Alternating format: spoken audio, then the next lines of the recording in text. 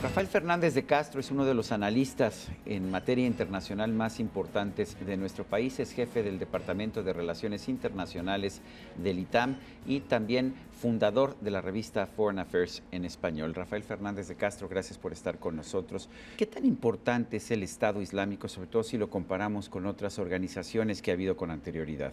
Importantísimo. Yo diría que hoy en día es la amenaza más importante para Estados Unidos y sus aliados, en general para Occidente. Es un derivado de Al-Qaeda, estas células difusas que lo que hacen es atacar a Occidente y justamente que lo funda Osama Bin Laden en 1988. Pero el Estado Islámico va más allá. El Estado Islámico es un califato. Tienen territorio, estamos hablando de un territorio, digamos, tan grande como Panamá. Las zonas desocupadas o que no están bien gobernadas de Irak y de Siria, se han aprovechado estas personas de ahí. Estás hablando que tienen 31,000 efectivos y es algo fascinante porque son los ex generales de Saddam Hussein los que lo manejan y por otro lado tienen muy buen manejo de las redes sociales. Entonces una cosa muy tradicional militar y diría, muy moderna en el tema de redes digitales, de redes sociales, y eso explica que hayan reclutado a muchas gentes de todo el mundo, 12,000 reclutas de todo el mundo, casi 3,000 de Occidente, de países como Alemania, como Francia, como Estados Unidos, como Canadá, Sergio. ¿Cuál es el atractivo para estos jóvenes que se están uniendo a Estado Islámico?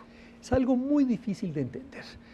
Tenemos una historia fascinante, una periodista francesa, que se liga justamente con un joven francés musulmán que está luchando allá con el Estado Islámico. Ella se lo liga, digámoslo así, en las redes sociales.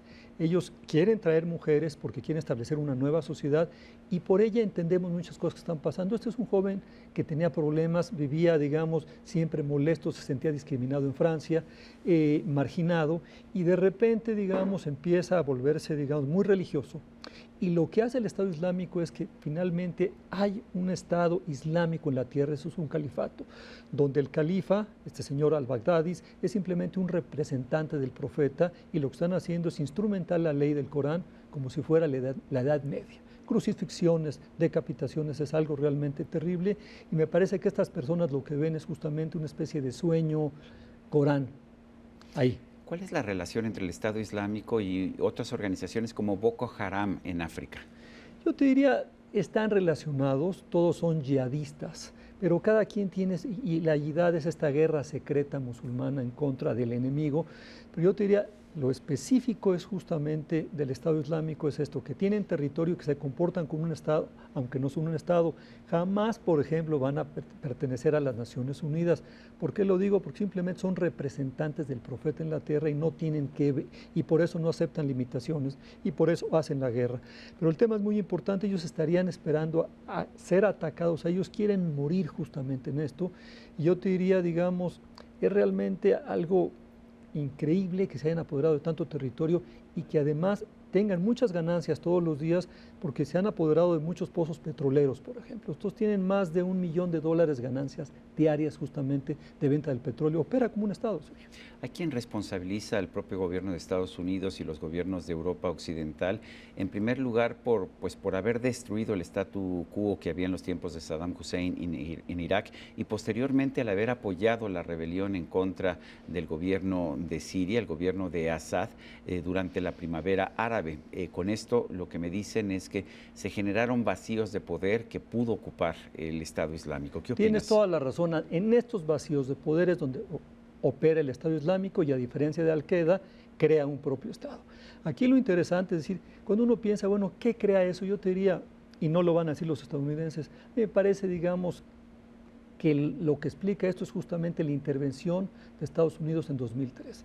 Esa, digamos, decisión del presidente Bush 43, de W. Bush, en entrar a Irak cuando no tenía por qué entrar, con falsos argumentos, que Saddam Hussein tenía armas químicas, bacteriológicas y probablemente nucleares, fue terrible. Lo que hicieron es, sí, una dictadura, la destruyeron y crearon enormes vacíos de poder. Me parece, digamos, que este intervencionismo estadounidense es lo que permite justamente el desarrollo del Estado Islámico. Es algo terrible para Estados Unidos, pero me parece que ahí está. Y por otro lado, el no poderle entrar a Siria.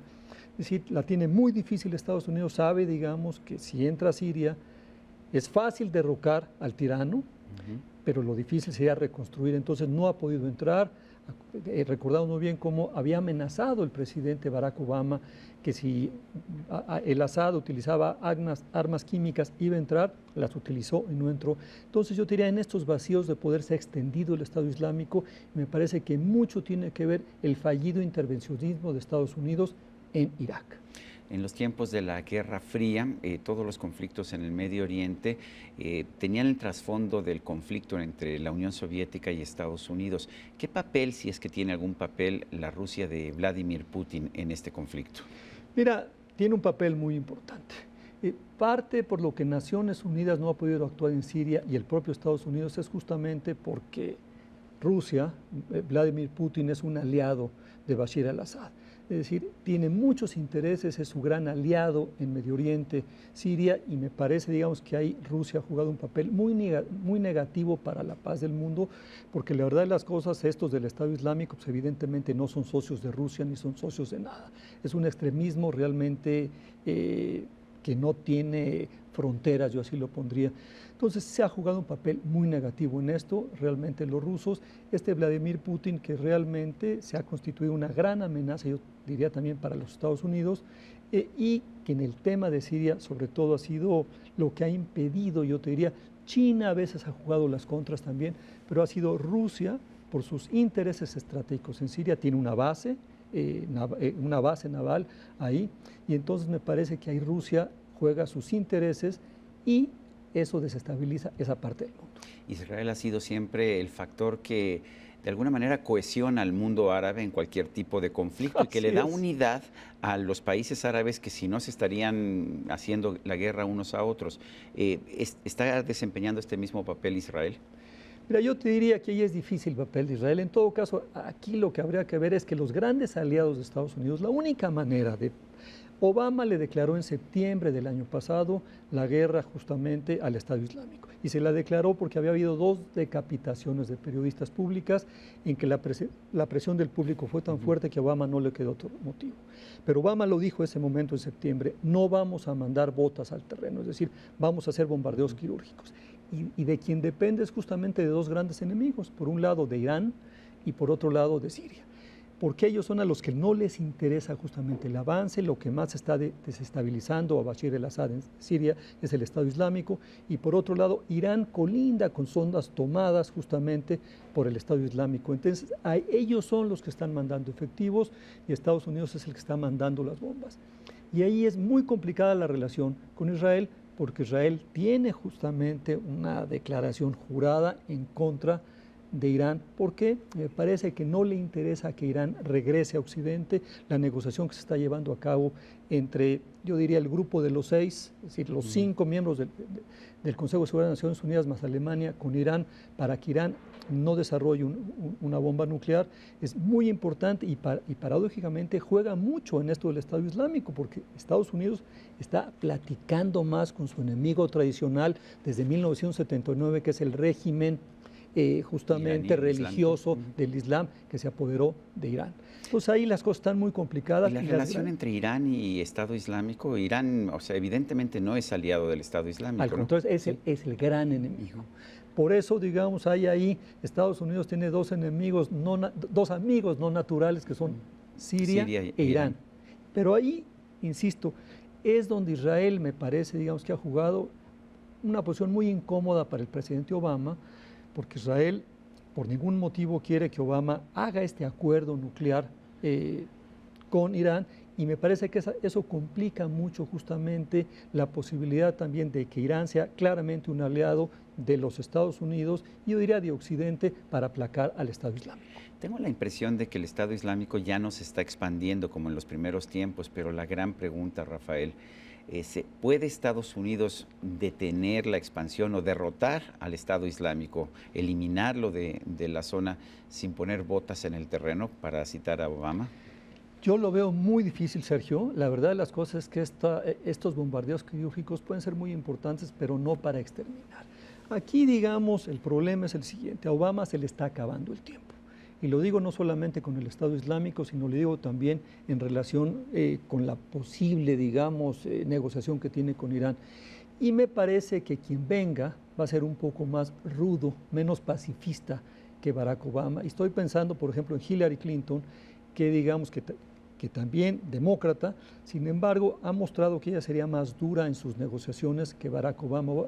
Barack Obama le podemos decir lo que sea, inefectivo si tú quieres en gobierno interno, pero realmente es un pacifista que tiene una doctrina Obama en política exterior y es lo que no está funcionando bien lo voy a tratar de mejorar, y es el caso de la relación con Irán y es el caso de la relación, por ejemplo, con Cuba. Entonces, este presidente pacifista, digamos, que me parece que ha hecho mucho por mejorar la paz en el mundo, pues se nos está acabando, y entre o Hillary Clinton o entre un republicano, me parece que podemos ver enfrentamientos más serios justamente contra el Estado Islámico, y eso es justamente el peligro, Sergio, porque lo que espera el Estado Islámico, esa es su filosofía, es poder enfrentar al enemigo, esa es su razón de existencia, esa es su razón de tener un califato, y ahí me parece, digamos, que sobre todo un republicano se va a ver muy tentado a poner botas en el terreno, y podemos tener otra desazón como la que ya tuvo Estados Unidos en la invasión a Irak. ¿Qué tanto afecta a la política exterior de Estados Unidos el cambio de gobierno? Ya estabas tratando este tema, porque hay quien dice que Estados Unidos mantiene más o menos la misma política exterior, la interior es otra cosa, pero mantiene más o menos la política exterior a pesar de que haya cambios entre republicanos y demócratas. ¿Tú así lo ves? Digamos que es una pregunta muy compleja, Sergio, y no quiero ser demasiado simplista, pero yo te diría que estamos viendo cambios fundamentales en la seguridad nacional de Estados Unidos de Bush a Barack Obama, claramente. Bueno, Cuba es un ejemplo, ¿no? Cuba es un ejemplo, ¿no? Y el otro es Irán. Es decir, a Bush simplemente ni se le ocurría negociar con Irán. Entonces me parece, digamos, que este Obama en eso sí ha sido muy innovador. Ha buscado innovar, se ha arrimado al fuego en estos temas, ha sido altamente criticado por su pacifismo, pero me parece que claramente ha sido un innovador. Y yo no veo, digamos, ni a Hillary Clinton ni a ninguno de los precandidatos republicanos siendo, digamos, tan conciliador en estos temas. Hay que recordar que Estados Unidos tiene todo un complejo militar, que si tienen bombas y si tienen botas es para utilizarlas. Eso no le gusta a Barack Obama. Es un presidente que claramente prefiere siempre utilizar los instrumentos de la diplomacia, por lo cual es altamente criticado en los Estados Unidos.